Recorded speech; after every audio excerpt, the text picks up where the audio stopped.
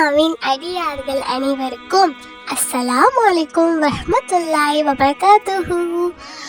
அல்லாஹ்வின் சாந்தியும் சமாதானமும் உங்கள் மீது உண்டாகட்டும். Welcome to Deen with Rizwana. இந்த வீடியோல நம்ம மார்க்க கல்வியின் சிறப்புகளை பற்றி பார்க்கலாம்.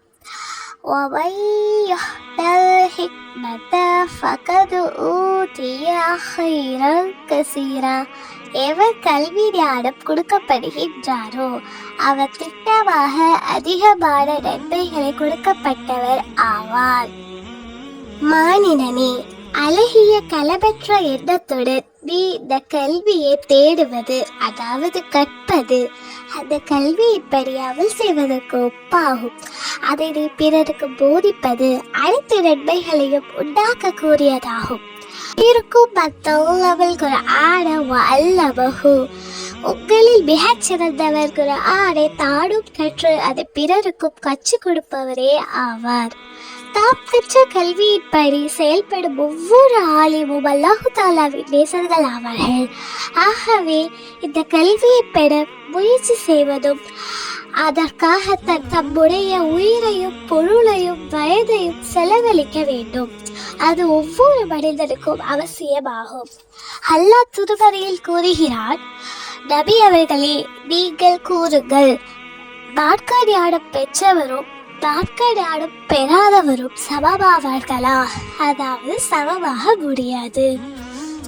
நபி ஸல்லல்லாஹு அலைஹி வஸல்லம் அவர்கள் கூறுகிறார்கள், சிறிது நேரம் கல்வி பயில்வது ஒரு நாள் இரவு முழுவதும் நின்று வணங்குவதை விட சிறந்தது. ஒரு நாள் முழுவதும் கல்வி பயில்வது 3 மாதங்கள் நோன்பு நோட்பதை விட சிறந்தது. மேலும் முகமது நபி ஸல்லல்லாஹு அலைஹி வஸல்லம் அவர்கள், ஒரு மனிதர் ஒரு கல்வியிலிருந்து ஏதாவது ஒரு பாடத்தை, அதாவது ஒரு பகுதியை கற்றுக்கொள்வது அவருக்கு அவுகை சேரும் மலை அளவுக்கு தங்கம் இருந்து அதை அனைத்தையும் அல்லாஹ்வின் பாதையில் செலவு செய்வதை விட கல்வி கற்பது அவருக்கு சிறந்தது என்று கூறுகிறார்கள்.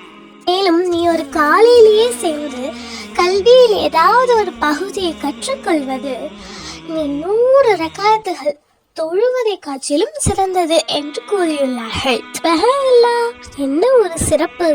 மார்க்க கல்வி பெறப்படும் சபையில் கலந்து கொள்வது 1000 நோயாளிகளை நோய் விசாரிப்பதை விட 1000 ஜனாசாக்களில் கலந்து கொள்வதை விட சிறந்ததாகும் என்று அபூபக்கர் ரலியல்லாஹு அன்ஹு அவர்களின் ஒரு அறிவிப்பு இருப்பதாக இஹ்யா உலூமுத்தீனில் கூறப்பட்டுள்ளது.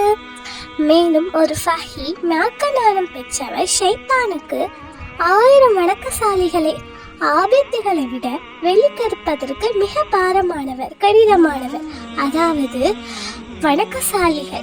வணக்கசாலிகளை கூட ஈஸியா ஷைத்தான் வழிகெடுத்துருவான். ஆனா ஒரு மார்க்க ஞானம் பெற்றவரை ஷைத்தான் வழிகெடுக்க முடியாது, அவ்வளவு ஈஸியா வழிகெடுக்க முடியாது. மேலும் ஒவ்வொரு பொருளுக்கும் ஒரு தூண் இருக்கு. தீனுடைய தூண் ஃபிக்ஹு அப்படிங்கிற மார்க்க ஞானம்.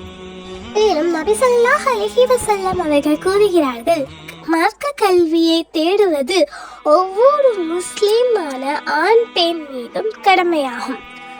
அனைத்து கல்விகளையும் கற்றுக்கொள்வது ஒரு முஸ்லிமின் மீது கடமையாக்கப்படவில்லை. மாறாக அவருக்கு சம்பவிக்கும் நிலையை பற்றிய கல்வியை கற்பது அவன் மீது கடமையாக்கப்பட்டுள்ளது. அதனால நம்ம முதல்ல அல்லாஹ்வின் சிஃபாத், தன்மைகளை பற்றி நம்ம கற்றுக்கணும். அதுக்கப்புறம் ரசூல்மார்கள், நபிமார்கள், மலக்குமார்கள், அவங்களோட தன்மைகளை பற்றி கற்றுக்கணும். அதுக்கப்புறம் வேதங்கள், குர்ஆன்ல என்ன வந்திருக்கு அப்படின்னு நம்ம கற்றுக்கணும். அதுக்கப்புறம் மரணம், கஃபூர், மறுமை நாள், அப்புறம் அந்த மாதிரி கொள்கை சம்பந்தமான கல்வியையும் நம்ம கற்றுக்கணும். அது நம்மளுக்கு கடமை. அதுக்கப்புறம் ஒரு முஸ்லிம் குளிப்பு, அசுத்தம் ஏற்படும் காரணங்கள், அசுத்தம் செய்யும் சட்டங்கள், தொழுகை, நோன்பு சட்டங்கள், இது எல்லாத்தையும் நம்ம அறிஞ்சுக்கணும். இதுவும் கட்டாயம். அதுக்கப்புறம் ஒரு மனிதர் ஜக்காத் கடமையாகின்ற அளவு வருமானம் உள்ள பொருட்களுக்கு சொந்தக்காரன் ஆகிறார்னா அவர் அந்த ஜக்காத் பற்றிய சட்டங்களை கற்றுக்கொள்ளணும். அது அவருக்கு அவசியம். அதுக்கப்புறம் ஹஜ் செய்வதற்கு சக்தி பெற்றவரை ஆயிட்டாரு அப்படின்னா ஹஜ்ஜோட சட்டங்களையும் அவர் அறிந்து கொள்ளணும். அதுவும் கட்டாயம். அது அப்புறமா திருமணம் அல்லாட்டி வியாபாரம் செய்ய அவருக்கு தோணுச்சு அப்படின்னா அவர் அதற்குரிய சட்டங்களையும் அவர் அறிஞ்சிக்கணும். மேலும் முகமது நபி ஸல்லல்லாஹு அலைஹி வஸல்லம் அவர்கள் கூறினார்கள், திட்டமாக அல்லாஹ் தினமும் 1000 ரஹ்மத்துகளை அனைத்து பகுத்தறிவுள்ள வயது வந்த மனிதர்கள் மீது இறக்குகிறான். அதுல 999 ரஹ்மத்துகள் ஆலிம்களுக்கும் கல்வி கற்பவர்களுக்கும் வேண்டியதான். மற்ற இருக்கிற ஒரே ஒரு ரஹ்மத்து தான் பிற மக்கள் எல்லாத்துக்குமே அருளப்படுது.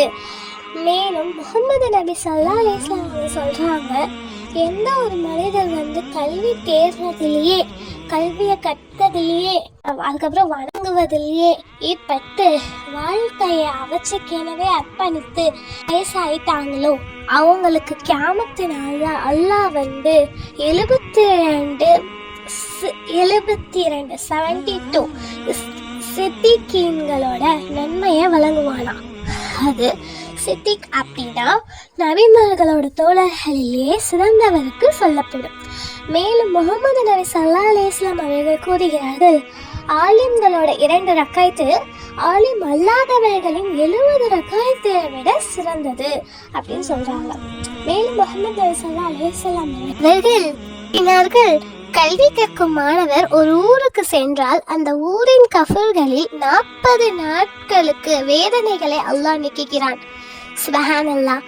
ஏனெனில் கல்விக்கு மகச்சான சிறப்புள்ளது. குணமற்றவன் இவ்வுலகிலும் சரி மண்ணறையிலும் சரி மரணித்தவன் தான்.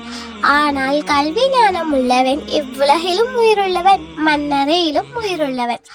அதாவது ஞானமற்றவன் மண்ணறையில் மட்டும் பிணமாக இருப்பதில்லை, மாறாக இவ்வுலகிலும் பிணத்துக்கு சமமாக தான் கருதப்படுவான். அதே சமயத்தில் கல்விமான் இவ்வுலகிலும் உயிருள்ளவனாக இருந்து ஈருலக பாக்கியங்களை அடைவது போல மண்ணறையிலும் உயிர் உள்ளவனாகவே இருப்பது என்பது கருத்தாகும். ஆனால் உலக இன்பத்தை பெறும் நோக்கத்துடன் கல்வி கற்கப்படுகிறது என்றால் கற்பவருக்கு அந்த கல்வி மறுமையில் எந்த பயனையும் அளிக்காது, மாறாக தீங்கையே அளிக்கும். எனவே கல்வி கற்பவர் கல்வி கற்பதை கொண்டு அல்லாஹ்வின் பொருத்தத்தையும் அவரது அன்பையும் பெற வேண்டும். தன்னை விட்டு மக்களை விட்டு அறியாமையை நீக்க வேண்டும். மார்க்கத்தை உயிர்ப்பிக்க வேண்டும். தான் பெற்ற கல்விகளை பல இடங்களில் பரப்ப வேண்டும். தனது செயல்களை சரி செய்ய வேண்டும் என்று எண்ணம் கொள்ள வேண்டும். மேலும் கல்வியை மறுமையின் நன்மைகளை சேகரிக்கக்கூடிய கருவியாக ஆக்கிக் கொள்ள வேண்டும். உலக காரியங்களை சேகரிக்கக்கூடிய கருவியாக ஆக்கக்கூடாது. மேலும் கல்வி கற்கும் பொழுது அல்லாஹ் அளித்த ஈமான், அறிவு ஆகியவற்றுக்கு நன்றி செலுத்துவதாக எண்ணம் கொள்ள வேண்டும். அல்லாஹ்வின் அடியார்களே, மார்க்க கல்விக்கு எப்படிப்பட்ட சிறப்புகள் இருக்கிறது. அதனால் அனைவரும் இந்த மார்க்க கல்வியை கற்று அல்லாஹ்வின் அன்பையும் பொருத்தத்தையும் பெற வேண்டும். அதன்படி அமலும் செய்ய வேண்டும் என்ற ஆசையுடன் கல்வியை கற்று அதன்படி அமல் செய்ய அல்லாஹு தஆலா அனைவருக்கும் கிருபை செய்வானாக. ஆமீன். ஜஸகல்லாஹு ஹைர். அல்லாஹ் உங்களுக்கு நற்கூலியை வழங்குவானாக. தேங்க்ஸ் ஃபார் வாட்சிங்.